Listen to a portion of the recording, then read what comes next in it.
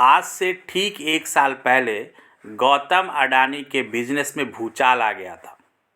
भूचाल अमेरिका की short selling firm Hindenburg की रिपोर्ट के बाद आया था, जिससे गौतम अडानी एक झटके में दुनिया के तीसरे सबसे अमीर शख्स के पायदान से फिसलकर सीधे 25वें पायदान पर पहुंच गए थे।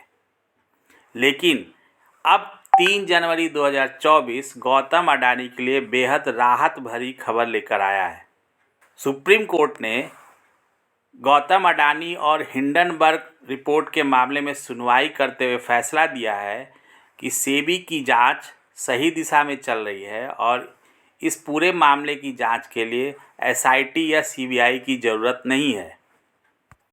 इस फैसले को सीधे तौर पर गौतम अडानी ग्रुप के लिए उनकी जीत नहीं कहा जा सकता, लेकिन राहत जरूर कहा जा सकता है। ऐसा इसलिए है क्योंकि अगर सुप्रीम कोर्ट एसआईटी या सीबीआई जांच की सिफारिश कर देता तो यह गौतम अडानी के लिए बड़ी चुनौती खड़ी कर देता और वह एक बड़ा राजनीतिक मुद्दा भी बन जाता।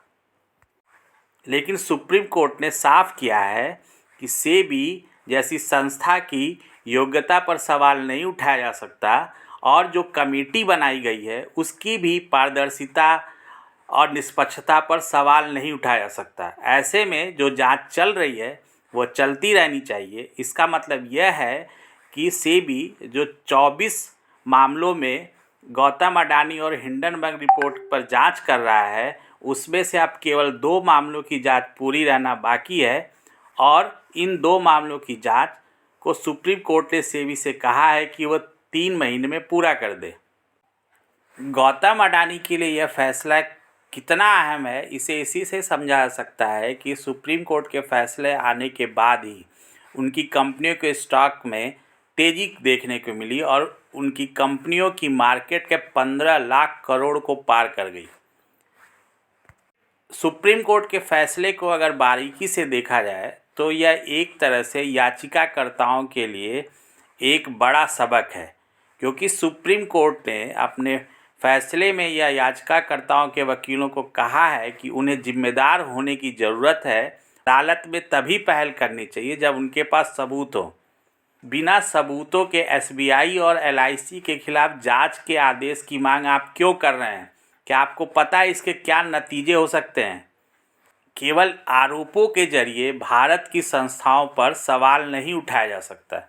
यही नहीं, सुप्रीम कोर्ट ने इस फैसले के जरिए यह नज़ीर भी स्थापित किया है कि जो सेबी जैसे रेगुलेटर हैं, जो फाइनेंशियल रेगुलेटर हैं, उनकी योग्यता पर सवाल नहीं उठाना चाहिए और उन्हें उनका काम पूरी निष्पक्षता के साथ करने देना चाहिए, ना ही उन्हें किसी तरह का दबाव डालना चाहिए।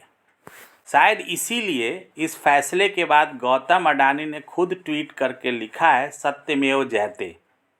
हालांकि अभी फैसला क्या होगा इसके बारे में हमें इंतज़ार करना होगा, क्योंकि हालांकि सुप्रीम कोर्ट के इस फैसले पर प्रमुख विपक्षी दल कांग्रेस ने अलग ही टिप्पणी की है। उसने कहा है कि सुप्रीम कोर्ट का फैसला असाधारण तरीके से उदार साबित हुआ है।